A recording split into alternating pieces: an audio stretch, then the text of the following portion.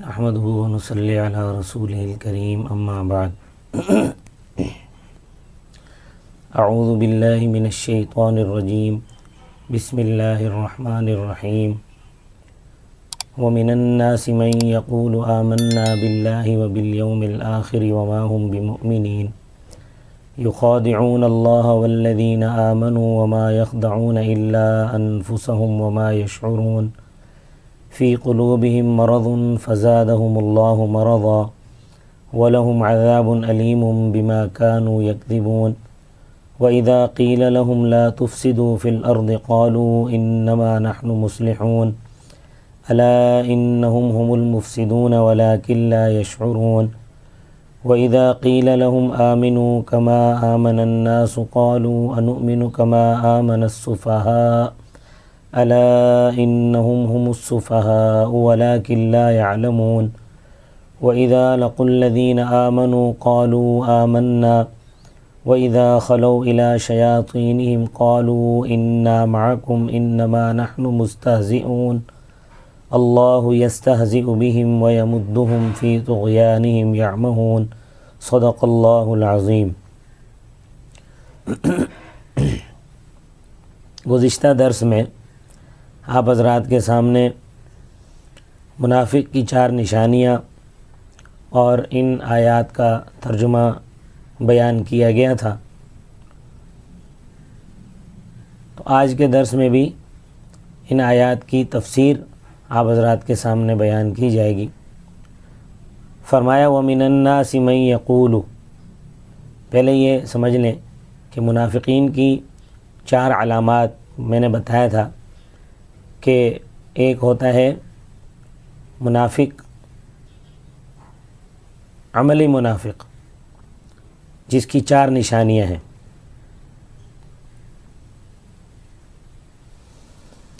ان 4 نشانیوں میں سے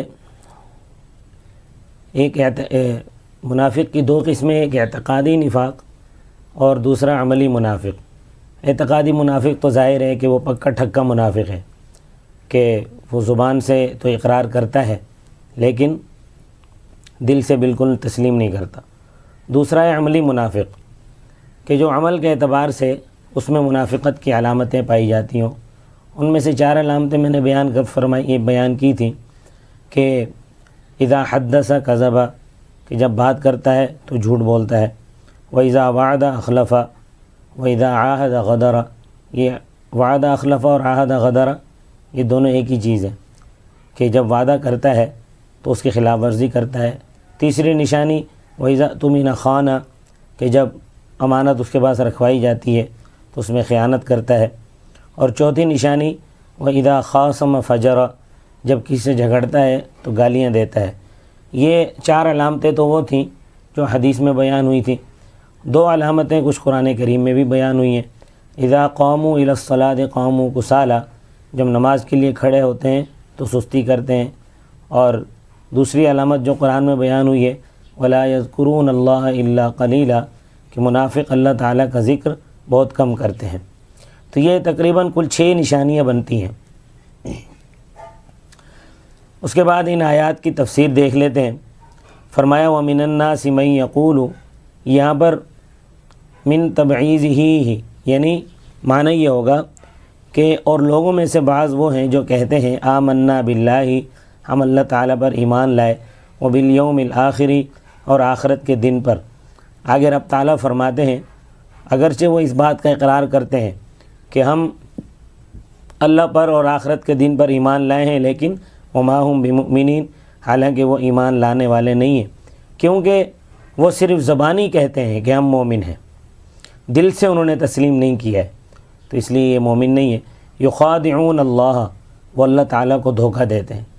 یہاں سوال یہ پیدا ہوتا ہے کہ دھوکہ تو اس کو دیا جا سکتا ہے کہ جس کو علم نہ ہو، اور رب تعالیٰ سے تو کوئی چیز مخفی ہی نہیں ہے، اللہ تو سب کچھ جانتا ہے، تو رب تعالیٰ کو یہ کس طرح دھوکہ دے سکتے ہیں؟ تو اس کا جواب مفسرین اکرام فرماتے ہیں صنعہم کصنع خادع، ان کا معاملہ اس طرح ہے جس طرح دھوکے بازوں کا ہوتا ہے، یعنی وہ اللہ تعالیٰ سے ایسا معاملہ کرتے ہیں جو دغا بازی کا ہے، اور ورنہ حقیقتاً اللہ تعالیٰ کو دھوکہ کون دے سکتا ہے؟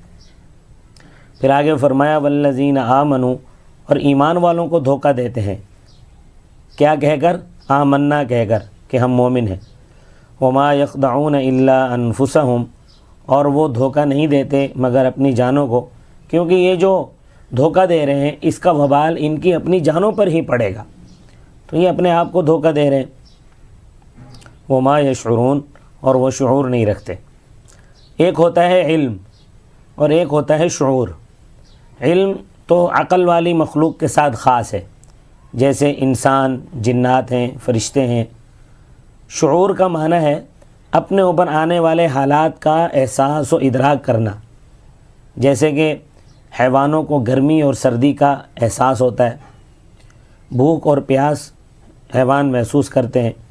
تو اللہ تعالیٰ نے اس آیت میں منافقین کے متعلق یہ فرمایا کہ وہ شعور نہیں رکھتے، یعنی یہ منافق ایسے ہیں کہ ان کو حیوانوں جیسا شعور بھی نہیں ہے کہ اپنے نقصان کا اتنا شعور اور احساس کر لیں کہ جتنا ایک حیوان کو ہوتا ہے۔ پھر فرمایا فی قلوبہم مرض، ان کے دلوں میں منافقت کی بیماری ہے۔ جو دن گزرتے ہیں نیک لوگ نیکیاں کما رہے ہیں اور اعمال صالحہ میں آگے بڑھ رہے ہیں، اور منافق کیا کر رہے ہیں؟ فزادہم اللہ مرضا، بس اللہ تعالیٰ نے زیادہ کر دیا ان کی بیماری کو کہ ان کا نفاق دن بدن بڑھتا چلا جا رہا ہے۔ وَلَهُمْ عَذَابٌ علیم، اور ان کے لیے عذاب ہوگا دردناک۔ سب سے زیادہ سخت عذاب منافقوں کے لیے ہے۔ تو یہ سخت عذاب منافقوں کے لیے کیوں ہے؟ بما کانوا یکذبون، اس وجہ سے کہ وہ جھوٹ بولتے ہیں۔ جھوٹ اس طرح کہ زبانی کہتے ہیں کہ ہم اللہ تعالیٰ پر ایمان لائے، آخرت کے دن پر ایمان لائے، لیکن دل سے نہیں مانتے۔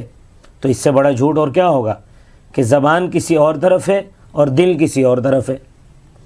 وَإِذَا قِيلَ لَهُمْ، اور جس وقت کہا جاتا ہے ان کو لا تفسدوا فی الارض، زمین میں فساد نہ مچاؤ، کیونکہ جھوٹ بولنا، وعدہ خلافی کرنا، خیانت کرنا، یہ فساد فی الارض ہی کہلاتا ہے۔ آج بدقسمتی سے جتنے بھی ملک ہیں، مسلم ہوں یا غیر مسلم ہوں، پاکستان ان تمام ملکوں میں بددیانتی میں نمایاں ہے۔ اخبارات میں تجزیہ شائع ہوا ہے، ابھی بھی تجزیہ آیا ہے کہ تمام بددیانت ملکوں میں پاکستان دوسرے نمبر پہ۔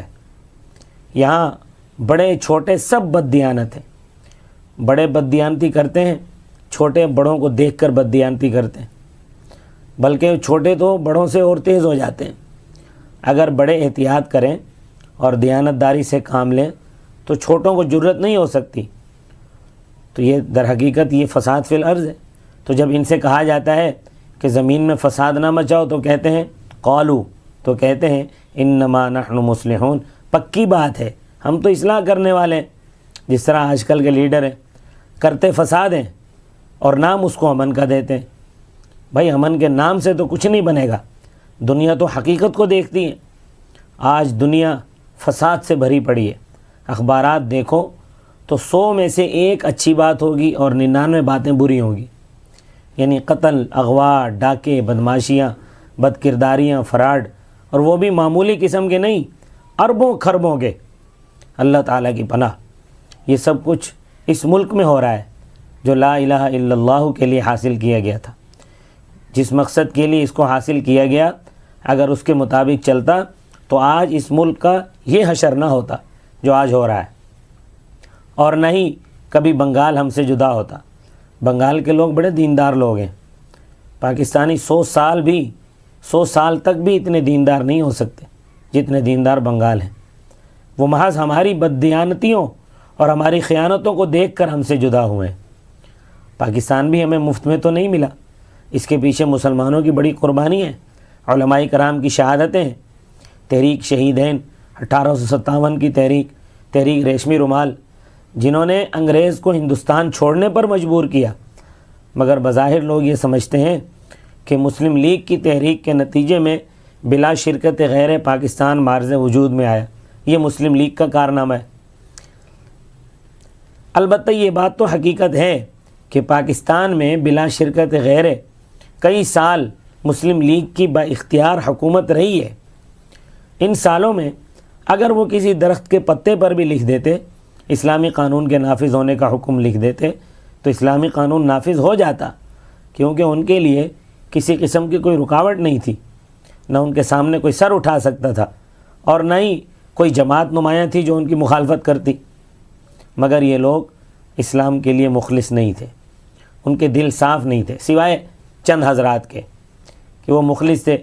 پاکستان میں اس بات پہ ان کے دل میں کڑن تھی کہ پاکستان میں اسلام کا قانون نافذ ہو۔